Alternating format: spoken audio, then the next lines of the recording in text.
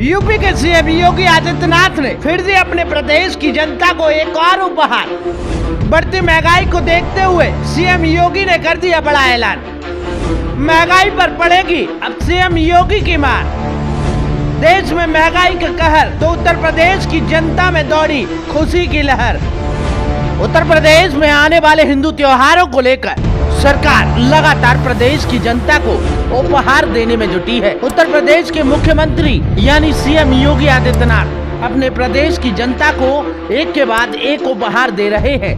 प्रदेश में महंगाई की मार को ध्यान में रखते हुए सीएम योगी आदित्यनाथ ने एक बड़ी खुशी अपनी जनता को दी। ये खबर सुनते ही प्रदेश की जनता में खुशी की लहर दौड़ गई। घोषणा ऐसी कि ये सुनकर हर कोई हैरान रह गया कि आखिर कोई इतना बड़ा उपहार कैसे दे सकता है। इस घोषणा के बाद सीएम योगी आदित्यनाथ की हर तरफ तारीफें हो रही हैं। सीएम योगी बढ़ती महंगाई को देखते हुए यूपी के कर्मचारी और पेंशनर्स को तोहफा देने की घोषणा कर दी, जिसकी घोषणा होते ही कर्मचारी और पेंशनर्स की खुशी का ठिकाना नहीं रहा। इसलिए उत्तर प्रदेश के सीएम योगी आदित्यनाथ के बारे में कहा जाता है कि उत्तर प्रदेश में सीएम योगी जैसा मुख्यमंत्री कभी नहीं आया, जिसने जनता की परेशानियों को देखते हुए हर वो कदम उठाया जिससे जनता को उनसे निजात मिल सके। कर्मचारियों को बोनस की घोषणा के साथ ही महंगाई भत्ता, महंगाई राहत भी बढ़ाने का ऐलान किया गया। यूपी सरकार के कर्मचारी और पेंशनर्स को सोमवार को योगी सरकार ने दिवाली गिफ्ट दिया। कर्मचारियों को बोनस घोषणा के साथ महंगाई भत्ता और महंगाई राहत भी बढ़ाने का ऐलान किया गया। अब हर कर्मचारी को 6,908 रूपए का बोनस दिया जाएगा। इसके साथ ही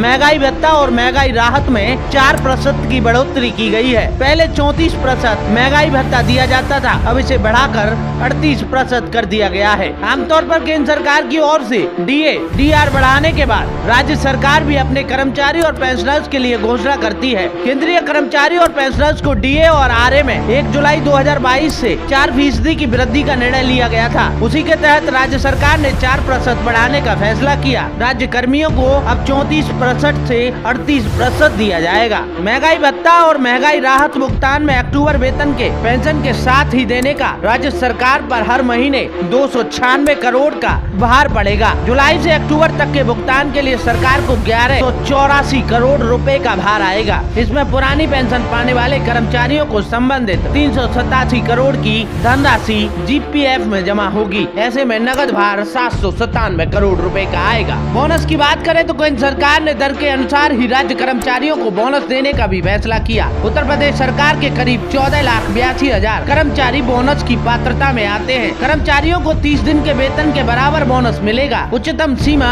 7,000 के आधार पर बोनस के प्रति कर्मचारी 6,908 रूपए की धनराशि मंजूर हुई है। इसका 75% हिस्सा कर्मचारी भविष्य निधि जीपीएफ खाते में जाएगा, जबकि 25% हिस्सा यानी 1,727 रूपए का भुगतान होगा।